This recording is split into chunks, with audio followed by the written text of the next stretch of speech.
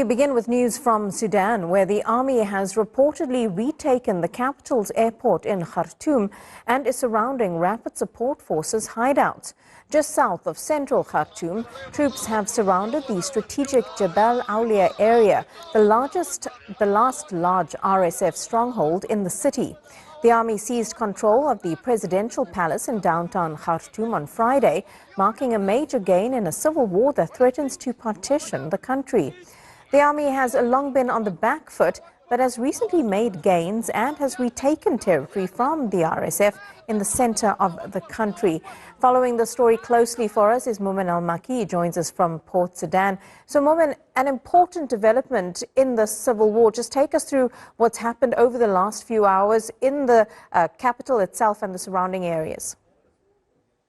Yes, since yesterday, the rapid support forces began withdrawing from capital Khartoum, and this withdrawal wasn't even systematic. Maybe the rapid support forces heard that the Sudanese army was preparing for a large military operation in Khartoum capital, and after this news were spread, the RSF began withdrawing from Khartoum towards the western states of Sudan. Since today's morning, the Sudanese army began this big military operation, and it was able to control a large part of Khartoum capital. We are talking about more than 90% of Khartoum capital. The only remaining area is South Khartoum, and right now clashes and combing operations are still ongoing in this area in particular. This area was controlled by the rapid support forces in the past year, and it has one of the biggest RSF military bases in Khartoum, which is the sports city camp. Right now, clashes and combing operations are taking place in this area in particular.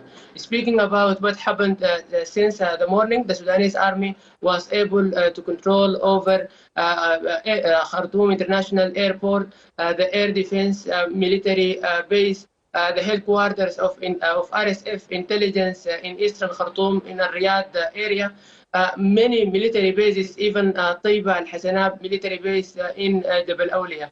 All these military bases has been seized and controlled by the Sudanese army in the past few hours.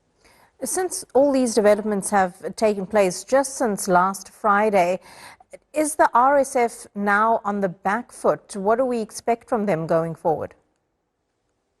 Yes, the power balance has changed a lot in the past 2 weeks, but it seems that the RSF plan right now is to control the western states of Sudan because maybe since the beginning of February, hundreds of RSF vehicles began heading towards Al-Fashir and towards Kordofan states.